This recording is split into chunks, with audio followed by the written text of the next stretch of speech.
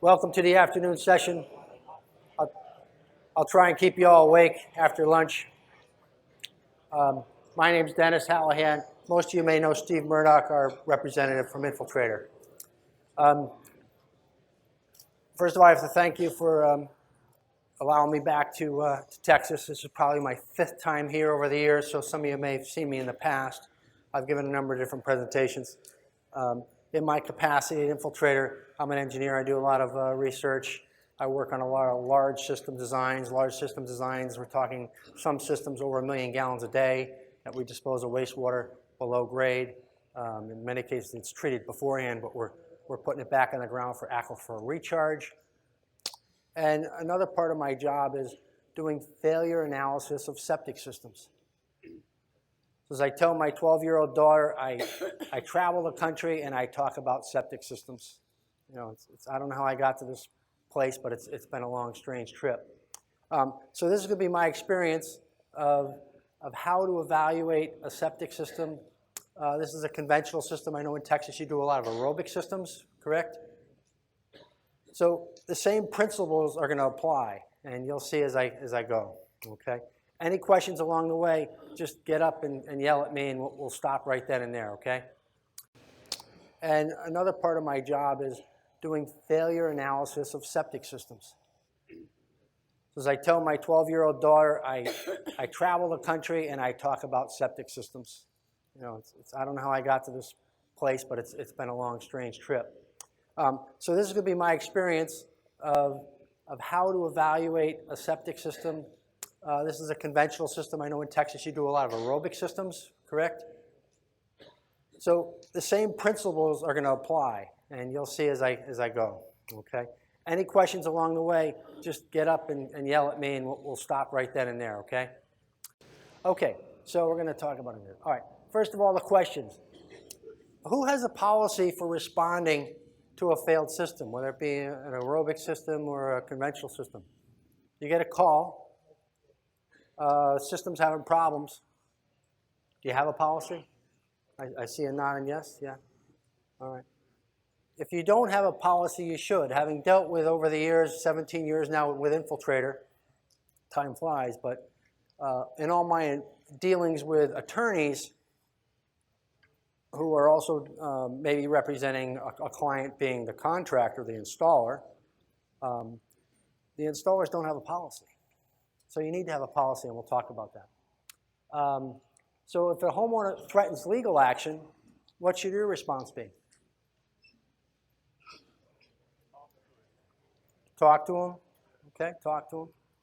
Okay, we've been informed by attorneys to say, well, sir, your system's failing. I've come here to help out, but if you want to get an attorney, that's your right. You can do that. I got to go.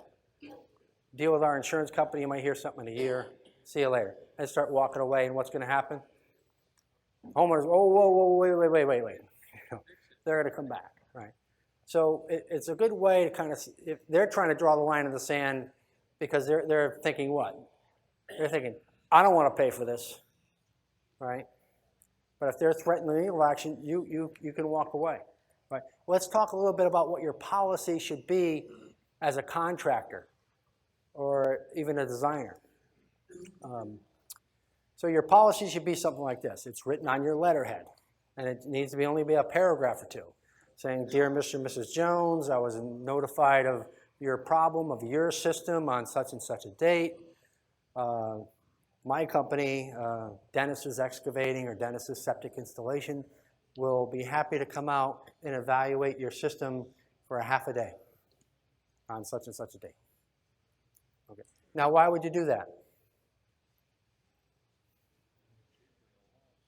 Cheaper than a lawsuit, right? But if you're an attorney on the other side, what does it show? It shows good intent. You didn't run from your obligations, right? It protects your reputation. So you need to have something set as a starting point if you're an attorney looking at it from the other side. All right. Is it your responsibility to fix the system free of charge? Absolutely not. But we get a lot of contractors out there saying, oh man, I got to get over there and fix this system right away because I don't want my reputation to be tarnished and it's going to get around town or it's going to get around the county. I just got to make this problem go away. As soon as you start spending more time there and fixing things, again, if you're an attorney on the other side, what have you just done? You have assumed liability for that system. Okay? So don't just show up and start fixing stuff and donating time and money without having your policy set and what you're going to do. All right? Okay, what is your obligation legally if you're the installer? To put the system in correctly, okay? We expand on that a little bit. It's to install the system per plan. Right? Who has a clause in their contract? I hope you all have a contract when you install a system with the homeowner that says, oh, you're going to install this system for X amount of money, sign here and sign. All right. So you're obligated. Anywhere on there, does it say that you, the installer, guarantee performance? No. So now let's switch over if you're a designer. What's your obligation legally? Okay, I kind of heard it right here. It's to install or design a system that meets code. Right, so you provide a design that meets code and you get it approved. All right. Do you say anywhere on your plan that you guarantee performance? No, we don't. All right, and we'll get into that a little bit more. Why can't we guarantee performance? We cannot guarantee you. Exactly. We don't know what they're going to do. All right. All right.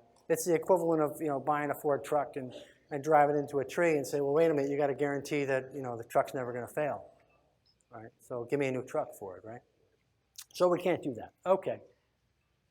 Failure rates. Let's talk a little bit about failure rates. Anybody know the failure rates of sanitary systems in their town or county? It's not a stat that's well known, that's out there a lot. We'll talk. Is there such thing as a national failure rate? Because I told you I design big systems. When I design big systems, 10,000 gallons a day, 100,000 gallons a day, 1 million gallons a day, most of the time I'm competing against the big pipe, the centralized people. And they love to sling mud. They'll tell you those septic systems, they all fail. They all fail. Right? Oh, failure rate's 20%. Failure rate's 30%. Right? But we'll show you some failure rate studies here that kind of put that myth to rest. All right. What is an acceptable failure rate? 0? All right. But keep in mind, things are going to happen, right? Whether it be a homeowner, abusing a system, whether it be, you bought 100 pumps over the years, and now that, just statistically, you're going to get a bad pump. So maybe that's going to fail. So my point is, there will be failures. You should prepare yourself for them. Okay, they're going to come along. All right. What do we have for data? Let's look at some studies here. But before I do that, let's talk about the big pipe people, the sanitary sewer systems. Anybody know what their failure rates are? It's not heavily publicized, and over the years I finally came across some great data. Okay? And again, the big pipe people, they like to really sling mud. But this says, this is U.S. major municipal industrial wastewater facilities exceeding their Clean Water Act limits. All right. So you can see the darker states up here, more than 70% of their facilities are exceeding their limits, their permit limits. 70%. Sewers are always, the centralized system is always looked at, oh, that's what you really want. And the septic or on-site systems, oh, geez, I guess you have to have that, right? So it's kind of looked down as the ugly stepchild. But all the data I've seen over the years, the decentralized system perform very, very well in comparison with the centralized. And here's some data. I love these states up here, the white states. Aren't they doing great? Fewer than 49% of their facilities exceeding limits. My gosh, they ought to get a gold star for that, right? So be leery of when you hear that, pick a city. They're going to extend city sewer out, 10 miles out to the next county, next town, to get a couple hundred extra septic systems because all those systems are failing. Right? I would tell you to research that data and take a look at it. all right? Because a lot of times you'll see it's just a couple systems that are having problems, and it's just a way for the centralized system to expand and get more customer base so they can help pay their bills. All right. Anybody hear of this one? ASCE just came out with their annual, it's published every 4 years, so it's not annual, but it's their infrastructure report card. You know what the grade was? A D+. A D+ for the wastewater. All right. And this is pretty interesting. You can look this up. This is ASCE. I don't want you to read all these bullet points. My point here is these are the ways to improve the grade. All right. There's all these different ideas. Of course, they want their funding, right? Everything's funding. We need more money because sanitary sewers are financially almost unsustainable in terms of keeping up with their permit limits.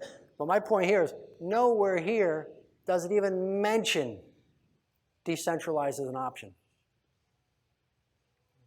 The closest they come is support green infrastructure, which provides co-benefits such as water quality, air quality, and aesthetic value, and cost benefit. So I don't know if they even meant decentralized there. And the full report, I did every search word for septic systems, decentralized, and nowhere in the report did it even mention decentralized systems. So quite astounding that the recommendations to raise the grade are, is really more of the same, more big pipe. All right. So let's look at failure rate study. This one was done in the state of Oregon. All right. And it's a third-party peer-reviewed study. What's unique about Oregon is, it's a decent-sized state. These counties down here are bigger than my home state of Connecticut. I know this is probably a quarter the size of Texas, and Texas is huge. But anyway, so the point being, these counties are pretty darn big, and within the county they have varying soil types. This squiggly line here separating the counties, this is the Cascade Mountain Divide. So on the west side of that is what you think of as the Pacific Northwest. Very, very wet, humid, lots of vegetation. As soon as you cross that divide, it's high mountain desert. So the state of Oregon were very concerned with sanitary systems and their performance in different soil types and then different climatic regions, and then wanted to see what the failure rates were. So Dr. Hoover organized this study, and he had to look at hundreds of systems, right? And they went out and looked at hundreds of systems during the worst period of the year. In the springtime, high water table, lots of rain.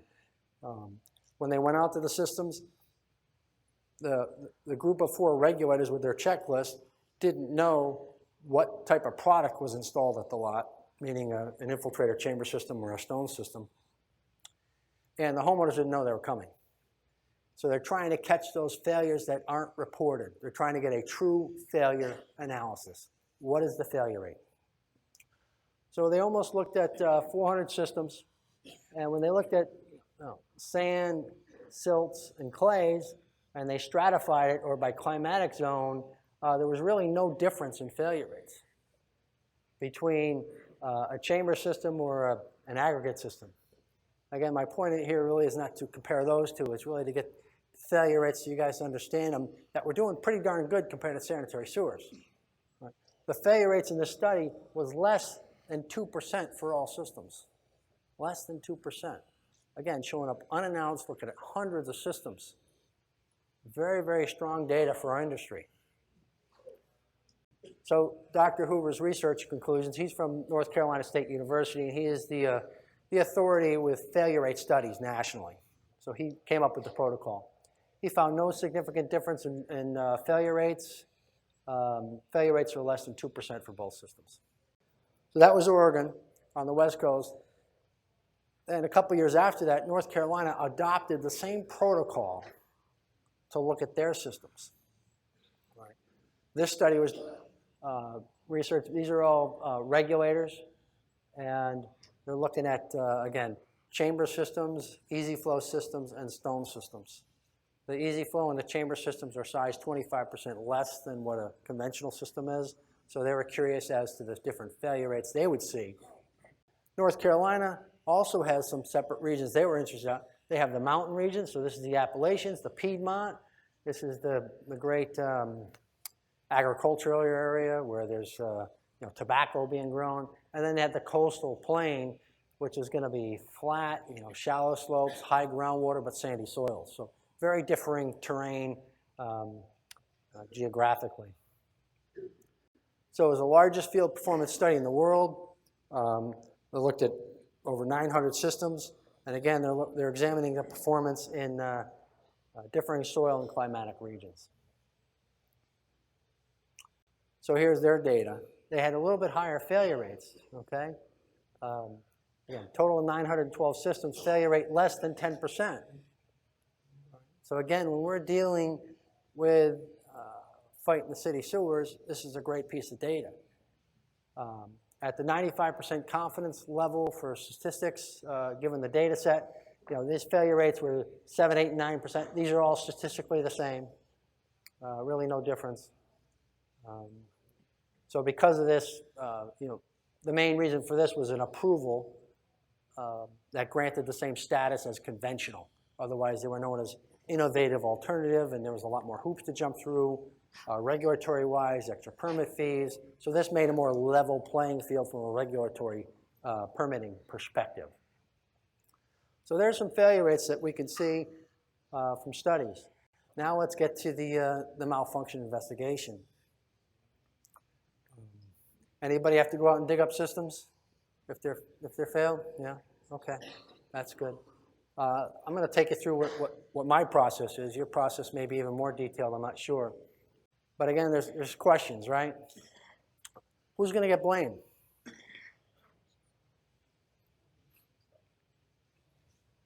The installer? Homeowner? My experience has been when I go out, it's who's ever not there, right? If that installer doesn't show up, it's, oh, he's a fly-by-night guy, we couldn't get a hold of him, we called him 20 times, If it's the designer, it's, oh man, that designer, he makes a nice pretty picture, but he wouldn't know dirt if you hit him in the face, right?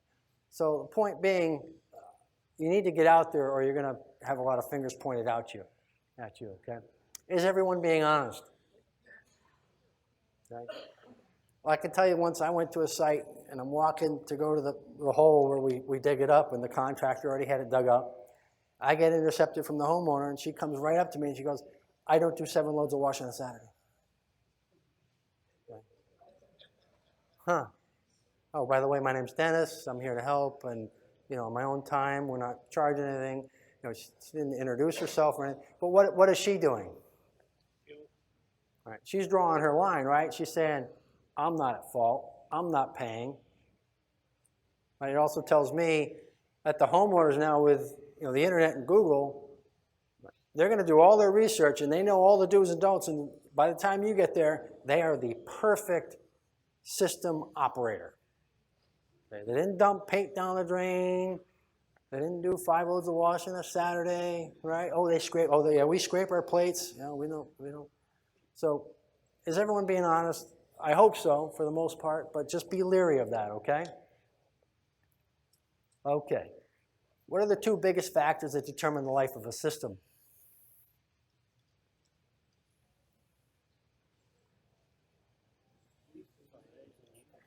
Okay. Bruce mentioned it this morning. Remember that he said Q and Q. Anybody remember that? The quantity of wastewater and the quality of the wastewater. So how much wastewater goes down the drain and the strength of the wastewater. Okay. Who's responsible for those factors? A homeowner, right? Do we have any data on those factors? Sometimes. Sometimes we do. Most of the time we don't. So here, you get called out, right? You're the expert. You know these things. Tell me why my system's failing. Right? I call it like doing open heart surgery blindfolded, right? You have no idea what down the drain, how much or the strength of the wastewater, and yet you're being called out. So don't fall into the trap of saying, the homeowner saying, tell me what's wrong. Why is this thing failing? what should you be doing? Right? It goes back to your responsibility, right? If you're the contractor, you say, ma'am, I'm here to verify that this was built per plan. Right? It said this size unit for an aerobic system. It said, you know, this amount of drain field or this number of spray heads, this spacing. So I'm just going to confirm that I put in what was supposed to be put in. And if you're the designer, the same thing. Right? Sit on the plan, ma'am, 3-bedroom home. You have a 3-bedroom home, right? Oh, well, we put on an addition, but the soil type, right? Is it this type of soil? Well, we're going to confirm it's this type. So you just need to confirm your design parameters and your installation parameters. You're not there to tell the person why it failed, because a lot of times there isn't a smoking gun. All right? I love the slide that Bruce had up this morning with the design flow and then the operating flow, the day-to-day variation. And if it's 70% of design, you're below design flow, so you're okay. But when the homeowner's operating outside that range, the wavy line goes above your design flow. All right? So think of that. Because every year we at Infiltrator, we get calls. Right? We have an 800 number. People love the calls. Oh, my system's failing. What do I do? All right. So with a lot of the aerobic systems, we'll get a call to say, hey, your chambers are full of solids. It ain't working. What are you going to do? That's what we get. And it's not all the time. It's maybe 1 or 2 a year, this type of problem. We have all different kinds of calls, but that's just one of them. And years ago, I remember it was in Nebraska. It was an aerobic system. And the chamber's full of solids, and the manufacturer's rep is at the site. And he says, well, I checked my system and it's clean. I said, okay, go back and check the other system, the chamber system, and get a look at that. He said, okay, I'm looking at it. I said, see, there's no moving parts. It doesn't produce solids. Where do you think they came from? He goes, oh, okay. So when he goes back and looks at the aerobic system, it's clean, it's operating now, right? Just like Bruce's chart, right? So it's down in the low. But again, if it's 5 loads of wash on a Saturday and it burps those solids and they go out to your, let's call it a drain field. I don't care what kind of drain field you have, and now you have a bunch of solids in the drain field. All right. So be leery of the homeowner habits and how they can affect the performance of a system. All right. So let's look at the malfunction investigation overview. Like to start, again, conventional system, we have a septic tank and a drain field. It's pretty simple. You may have a pump in between, but the point is, if the drain field is failing, we don't just go over and kick the grass and say, okay, well, what are we going to do? Let's put in some more trenches over here. We need to go back to the tank and start right at the tank in the house and go through the whole system. Because you want to find the problem. Why do you want to find the problem? You try and find the problem. You won't always find it because you won't always find a smoking gun. But if I show up and you say, hey, I'm Infiltrator. All right, we're going to give you a row of chambers. Just put it in over here. We'll go away. What if there's a leaky fixture? Have we solved the problem? No. They're going to call you back in 2 months and say, well, wait a minute. Give me more rows of chambers because those ones are full now too. So the point is, don't offer a solution until you know what the problem is. Okay? All right, so we're going to look at the whole complete system, everything about it. I call this assemble the team.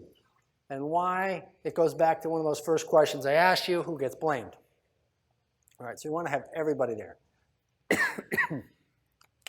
So the regulator will be good, the owner, provide information on system usage, of course, might not always be truthful, but at least you want to get to it. The installer and the pumper, they may be one and the same, they may be 2 different companies. Usually by the time you get there, the homeowners already had the system pumped, right? Because they want the problem to go away, and maybe that made it go away for a month or 2, but it's probably been pumped already, right? And then you want to have the system designer as well. Now, of all these people, I like to say the pumper is a pretty valuable information. He's my most valuable guy there. Now, why is that? Because he's already pumped the system. Right?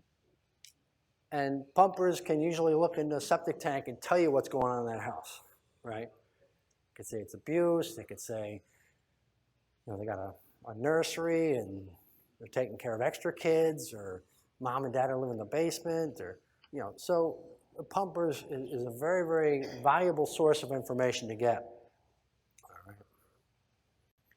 All right, let's talk about the septic tank. Now, the septic tank is a great device. It has no energy input, yet provides some very, very effective treatment levels just by a plain old Mother Nature, right? VOD reduction, fats, oils, and grease reduction, solids removal, and it's going to store solids, all right? But what I like to say to people is none of this stuff happens if this doesn't happen, all right? If we're not a quiescent, quiet, settling tank environment, then we're flushing solids out. Right? And unfortunately, today's society, you know, both mom and dad may be working, so they may be doing extra loads of wash on a Saturday, right? And over the years, you know, a little bit of burping solids every Saturday or Sunday adds up. So instead of your system lasting, you know, 20 years, maybe it's only going to last 10. Maybe it's going to last 8. You don't know. But just something to keep a note with the septic tank. So within the septic tank, what we take is solids and we change it to gas. All right?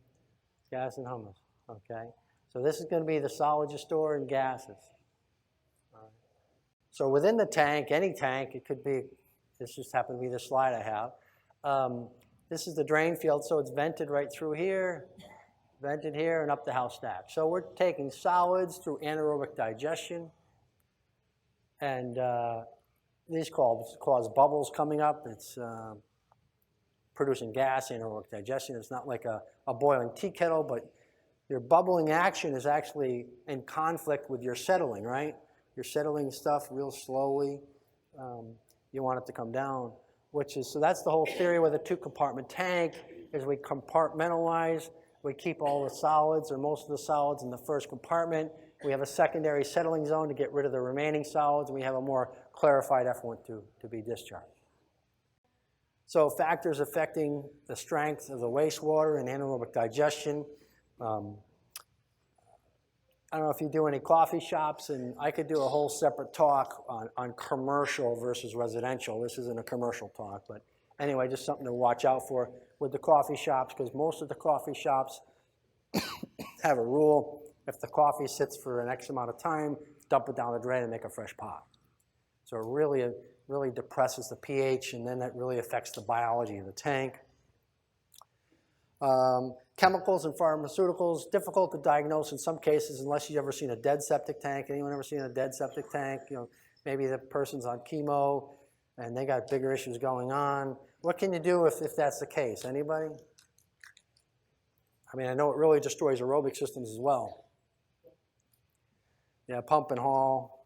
I mean, the homeowners are really facing a lot bigger crisis than you know, a failing septic system. So you can add an extra tank in front of it if they wanted to, get more retention time for it to go more, you know, typical anaerobic septic before it gets the aerobic system or a conventional system. But anyway, that's a tough one to face. Of course, fats, oils, and grease, very difficult to break down, takes a lot of energy. So if you're in a Chinese restaurant type application, you got to watch out for that. And of course, the flow patterns and flow rates, we talked about that with the laundry. What about water softener backwash? Do you have water softeners here? Is it, yeah? Good or bad? Bad, yeah. Heck yeah, it's bad. So it's nice to, if you have those, to just discharge them separately to a little dry well, something else. Just take them off the septic tank. Many systems I go to for failed systems, they're on a water softener. But I can't go in the person's home and walk down and look at that water softener and tell, is it discharging, is it once every other day? Is it once a day? Is it malfunctioning and discharging every hour? You just don't know. So it's just one more mechanical thing that can go wrong. So just eliminate it and take it off the system. So use a process of elimination there. Okay. All right. Garbage grinders, I'm sure you all know about those. Many codes require you to upsize the tank if you have a garbage grinder. Does Texas require that? No. It's a good idea because it'll add to your solids accumulation rate. And it takes everything and macerates it, makes it more difficult to settle as well. And of course, sewage basement lift pumps. It's good to discharge those to the pipe prior to the tank instead of shooting into the tank like a fire hose and stirring everything up. Okay, so we get to the tank. This is my hand, and what I'm doing there, I used to be able to play a video. I don't know what happened, but I'm dropping a piece of grass there. As I drop a piece of little grass, it goes out. So I first show up at the site, and by the time I get to this, it's an hour or two later because we got to, find where's the septic tank, probe around, find the drain field, okay. Now excavate and find the lid. So it's an hour or two later. And the first thing I do when I get there, I say, okay, homeowner, turn everything off in the house. Everything off. And so by the time we get here, it's an hour or two later. So I'm looking for leaks. This happened to be the outlet of the tank of this house because the inlet was underneath the deck. I couldn't get to it. But it's good to get to both ends of the tank. The inlet, sometimes you can actually see the leak. Sometimes you can't because it travels right on the T and goes down. You can't hear it. But again, good to get to both sides and look for those leaks. Okay. What about this? What's going on here? This is the outlet of the tank, obviously. I should have warned you it's after lunch. You may have some graphic pictures. All right, so here we have grease and solids, right, that have been elevated, right? The tank surcharged.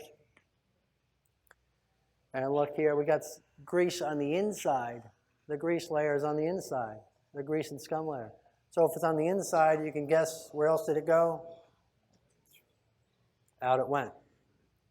Right, so you have a homeowner, a high flow through a tank, solids being discharged out of the system. So here we have our evidence. This is, I usually go out and I play what I call bad cop. I'll tell the homeowner, I say, look, see this?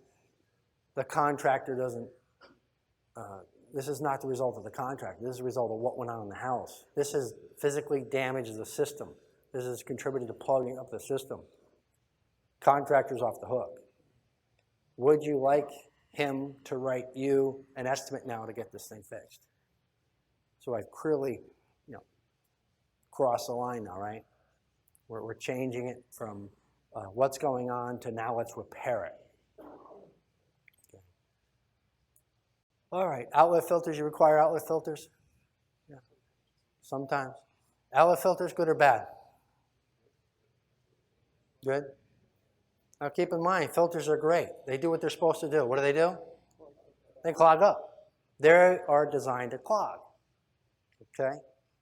So you better have a maintenance program to get out there and clean it because the homeowner's not going to do it. They may do it one time, they won't do it again. They're not used to the smell of septic odors. They're not used to looking at this. Okay. Now, is a filter a cure-all? No. Because if it's high-strength waste in solution, it's going to pass through that filter like it's not even there. All right? So if I took a can of Coca-Cola or a glass of Coke, I put it on that podium, and I come back next year to the podium, it's still caramel, right? And that's high-strength waste. There's a lot of sugar in Coke.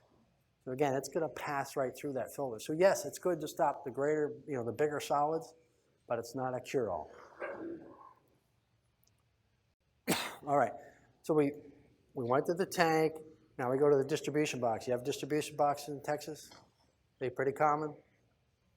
No? Okay, good.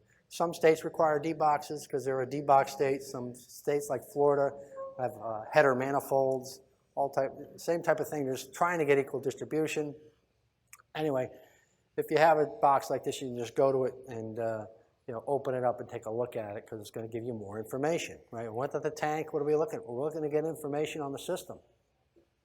what's going on in the house, what's going on. So this one happened, you can see the solids, all in the septic. This is being pumped out by the pumper. I got the picture before he got it all, but there was a lot more solids in there than that.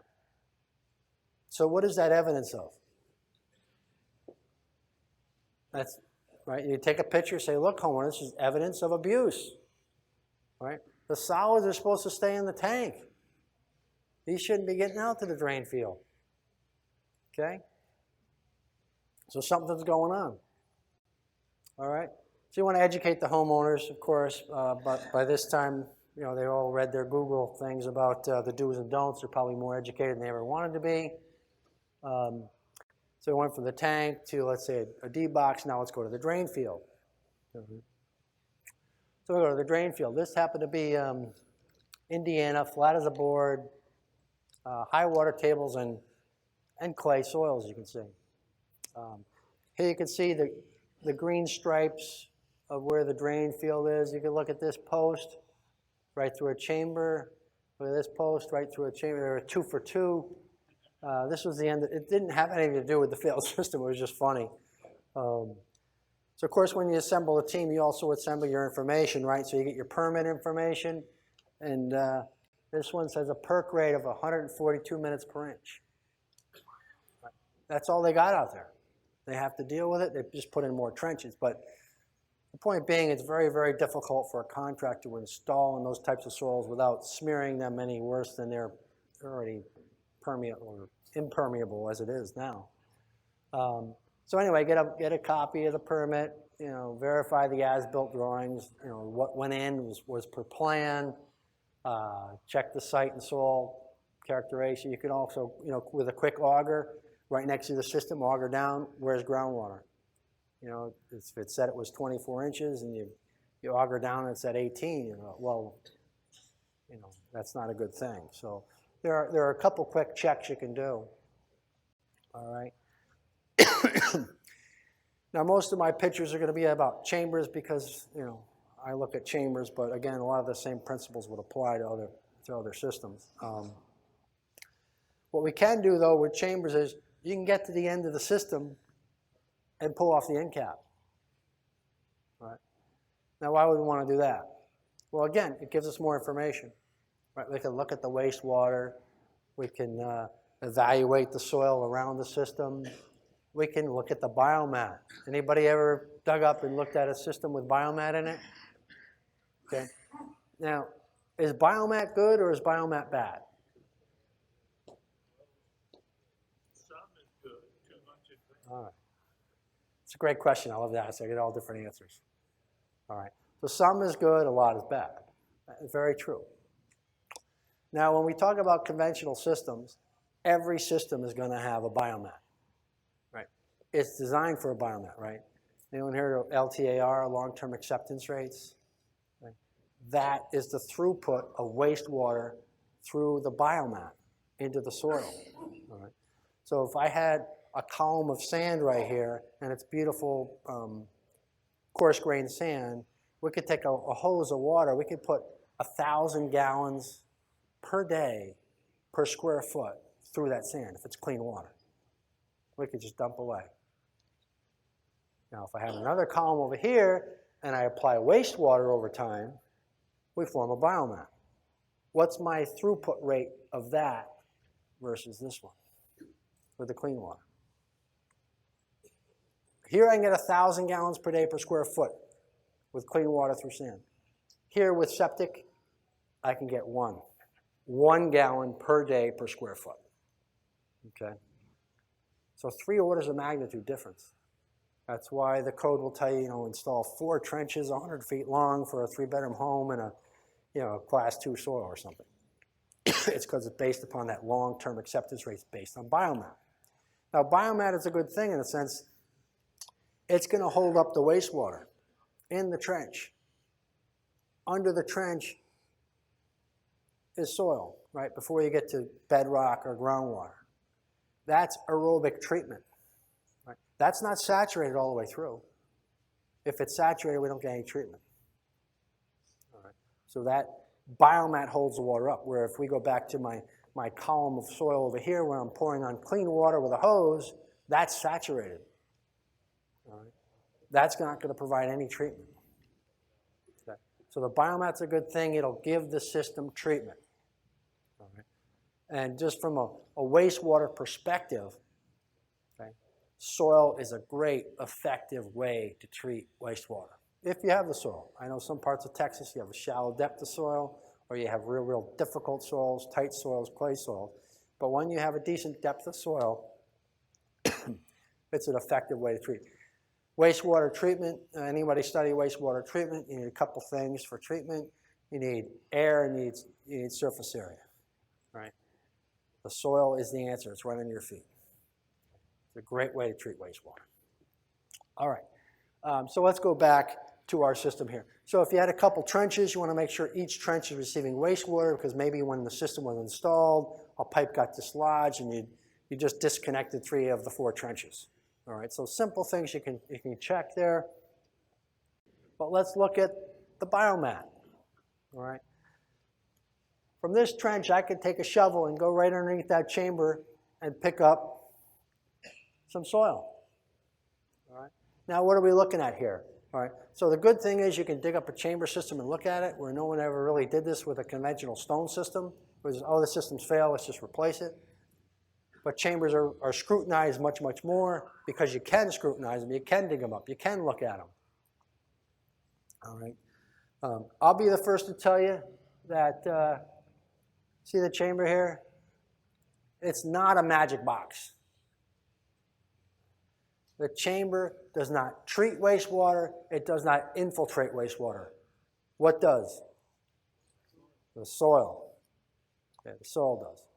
So when I get a call on our 800 number, and they say, your chambers are failing, they're full of water, I give them that same line. I say, okay, go back and look at that chamber. Okay. It doesn't infiltrate wastewater. It doesn't treat wastewater. The soil does. So if the chamber's full of water, what is it telling you? It's telling you it's all plugged up. That soil interface is plugged up. Right? It's not infiltrating, right? That the good biomat that we want to have, the LTAR, of let's say that was 1 gallon per day per square foot, which is working good, is now at 0.00002 gallons per day per square foot. It's just not taking it. So it's gonna pond up within the system, and it's gonna back up, and it's gonna surface on the ground or back up into the septic tank. But again, it's the soil that gets plugged up. All right, so we're looking at a biomat now. People haven't really, for the most case, had to deal with this, had a chance to look at it, and had a chance to analyze it. So it's good in the sense that you can do it, but okay, what am I looking at? Well, what you're looking at here is, here we have a biomat development. This is the surface, all right? But look at this clear, distinct line here. A typical biomat, a good-looking biomat, should be dark on top, black, and then gray, dark gray, gray, and then lighter gray until you get somewhere down around here you have clean sand. So there should be a clear progression, all right? And what's that telling us is this sand right here is the exact same as that. This just happened to have food in it. F1 is nothing but what? It's a bunch of organics, it's a bunch of food for bugs. So the black staining you see here is the anaerobic bugs eating and chewing. Then we have a clear distinction here. Oh, it stopped. So what it tells me is this system got plugged up. The color change has stopped. So this is aerobic. These are aerobic bugs. You can't see them, but I call them bugs, microbes. These are eating and chewing, and actually they're consuming it back up, right? So this is regressing, regressing, regressing, and it would eventually go away, right? But the system would still be sealed on top from the abuse. Right? So here we have a clear distinction. So it's telling me the system is sealed up. It's not getting fed anymore. Here's even a better example of this. This is a different system, clean sand underneath it, clean sand, just a different color sand. This peels back like a pancake. So that's clean sand like the day it went in. So the system got sealed up so no water's going through it. No wastewater's going through it. We know that because we don't see any discoloration underneath with bugs eating and chewing. So here we have evidence that what? solids got discharged from the tank. How and why they got discharged from the tank, I don't know. It could be, the 5 loads of wash on a Saturday. It could be, oh, you got 3 teenage gals and they're taking 3 showers a day and wearing 4 outfits and doing laundry every day. It could be leaky fixtures. I don't know. But I have evidence here that the designer's off the hook. He didn't create this. The contractor's off the hook. He didn't create this. And I take this shovel before I bring a rep to the homeowner, I show him. All right. So on these ones are good because I had, the smoking gun type stuff. All right. What about this? What do we have going on here? Well, this is, I kind of describe it here. It's inorganic material from drywall contractors. You could see the system did have a decent biomat underneath it, but it got plugged up. So this is inorganic, so what are repair options here? See, if you go back to here, this can get recovered. All right, so it can get recovered in 2 ways. Turn that system off, put in a couple new trenches, let it rest. The aerobic bugs are eventually going to eat that and consume it. Maybe 1 year, maybe 4 years, I don't know, because we don't know, the level of the organics out there. So it can be consumed is my point. We go to something like this, we're saying, that's not going to get eaten, right? So that's what you call a remove and replace. Dig it up and or just leave it and put it into the system off to the side. So we don't have many options there to fix that. Okay, so yeah, sure enough, that one had the latex paint. All right. So again, I like to say, look, get to the system, look at the system because it tells us things. It's going to help resolve your issues so you're not left holding the bag, repairing the system. All right. There are ways to evaluate the system where you're going to get clues to how the system works. Now, think of it this way. What's actual water usage per person per day? Anybody? 50, 60 gallons a day. Of a 60, okay. Even water-saving fixtures, you got the rule in Texas. No, it varies throughout the U.S. It's somewhere between 50 and 60. So a lot of times we don't have water records, right? Sometimes we do, but very rarely. Certainly with the aerobic systems where we go to the nozzles, anybody put in pump counters? Pretty cheap. So if you had a failing system, you could put on a pump counter, and then while you're waiting to do stuff a week or 2 later, you can come back and check it and see what they're doing in real life for water usage. But it should be anywhere between 40 and 50 gallons per day per person.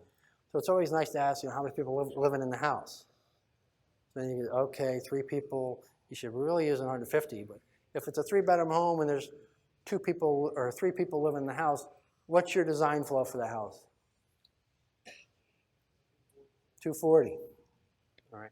That's a pretty big factor of safety. Right. So my point is, we have pretty big factors of safety in the on-site wastewater design.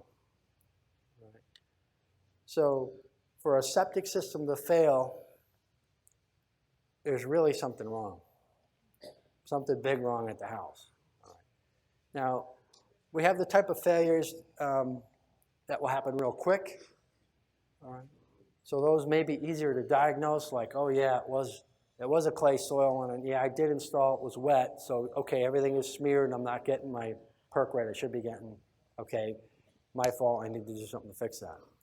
Or it could be that, if it fails that quick within a couple months to a year, that yeah, there is a leak in the house. So those are kind of the easy ones. So you come back to this, 5-year failure to 10-year failure in that range, say, oh, geez, what can it be? What can it be? But you really got to think, with the factors of safety involved in on-site wastewater, something's going on in the house. Of all the systems I had to go dig up, and there's been many of them, I can tell you over 95% of them were homeowner-induced. There's just too many factors of safety. Look at it from this perspective, what I call today's value chain. All right, the value chain is, all right, who's a designer? Raise your hand. Anybody designer? Okay, so we got a designer, all right? And how long have you been designing septic systems? 45 years has been designing septic systems. You call him an expert? I sure would. All right. So we have an expert designing septic systems. All right. Contractors, how long you been installing systems? Anybody? 15 years? All right. All right. My point is, so we got an expert designer, right? The contractor is going to look at the plans. He may see something and say, hey, you know, that part of the town or part of the county, you might want to do this extra. Or, so he gets a chance to look at it. Before you even looked at it, who'd you have to get it approved from? Does the county need to approve it? All right. So you have a county that has to look at it and approve it. So the county may catch one or two things, all right, which is great. I'm an engineer. I want as many people to look at my plan as I can. Because heaven forbid I didn't dot my I, cross my T, or do something stupid. I want you to catch it, all right? So you're going to look at it, and probably someone in your office may also be designing to look at it, review it before it goes out. The regulator's going to look at it. The contractor will look at it. When the contractor gets out to the field, he starts digging trenches, and say, oh my gosh, he's going to call you up and say, look, you said this was a class 1A soil. It's not even close. You better get out here. Right? So the value chain of what's in this room today, we're kind of doing our checks and balances. Right? If something is really wrong, someone's going to see something. Not all the time, but I like to think most of the time. So again, who's the odd person out then? It's the homeowner, right? So that's why I see over 95% of the systems I look at, usually homeowner induced, but you need to do your investigation so then you can point at it and have something physical to show the the homeowner, this is what went wrong and why. And then you need to just flip that around and say, okay, I'm ready to write up a repair for this and a cost estimate. Do you want me to do that, or you want to hire somebody else? So immediately you're saying to the homeowner, your deal, what do you want to do? Okay. Don't take the responsibility of fixing it just on your own. Okay, what about this, solids in the drain field? This was, I want to check my time. This was at the end of a 100-foot trench. I dig up the ends of the chambers because there's no piping. We're not going to deal with replacing any piping or anything. So this is evidence of what? High flows through a septic tank. High velocity carrying through a septic tank. That's, all right. Paint in the chambers. All right. Solids in the chambers. All right. This was upstate New York. All right. Homeowner said they did nothing wrong. They weren't, they're not there to pay for it or anything. All right. They still wouldn't come clean and tell us what they were doing in the house. You know what we did? They said, thank you very much, we're gone, please don't use our products, because they wouldn't come clean with us. You want to sue us, but we got pictures. So, okay, I grew up with brothers, fixing cars all the time. I never liked fixing cars. That's why I'm a dirt and poop engineer, right? But they were all mechanics and contractors. So here we have, the homeowner who is the grease monkey at home on weekends. All right, and sure enough, we had it tested for diesel range organics. It was very high. Usually, we can't. So many people say to us, "Hey, test the biomass." You can't really test it. Right? What do you want to test it for? There's a million things we can test it for. Grease, fats, oils, but it's just, if it's plugged up, it's plugged up. That's really the point, all you need to really show. Other visual keys here. All right, so every once in a while we get a call, it goes something like this.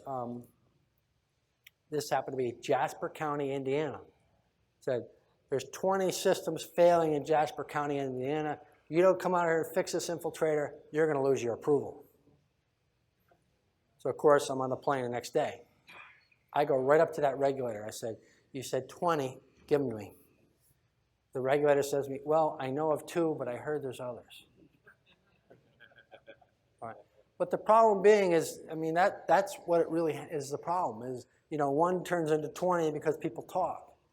Right? But you got to address it. Just like if you don't go out and address, if your company happened to have a problem, a failed system, if you don't go out to address it, it's going to be, oh my gosh, yeah, Joe's Excavating, I'm never calling them again. They probably had tons of failures. So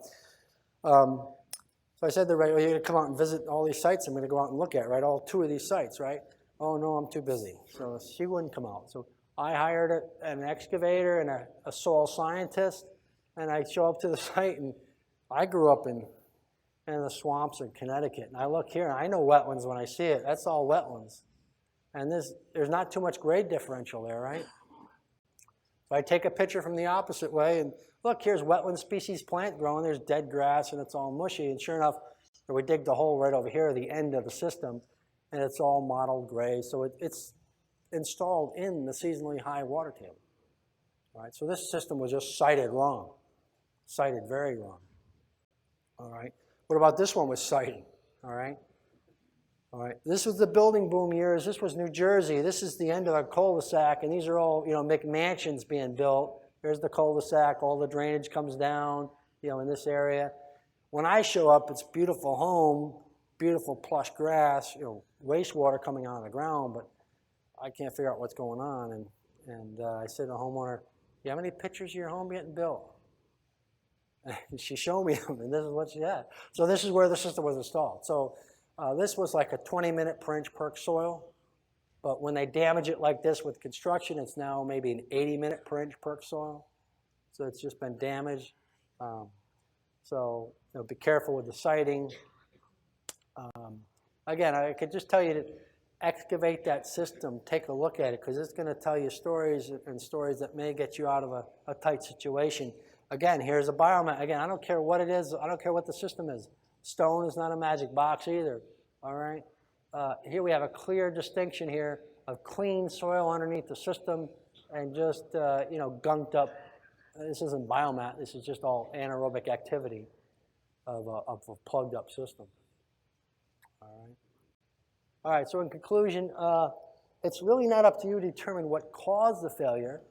Verify that the system was installed per code and designed per code. Okay. Certainly, I highly recommend everybody just to have a policy. Again, it just needs to be 1 or 2 paragraphs on your letterhead that you would mail out. All right. The designer nor the installer should have to bear the expense if it's no fault of their own. So, get to that point where you can point to what's wrong with the system and then tell the homeowner, okay, this is what's wrong. Would you like me to write an estimate or not? And then the repair solution. All right. So codes are what? Codes are a minimum design threshold. So if you think the homeowner's operating outside the minimum, you can go bigger. All right? All right. Thank you very much. Any questions?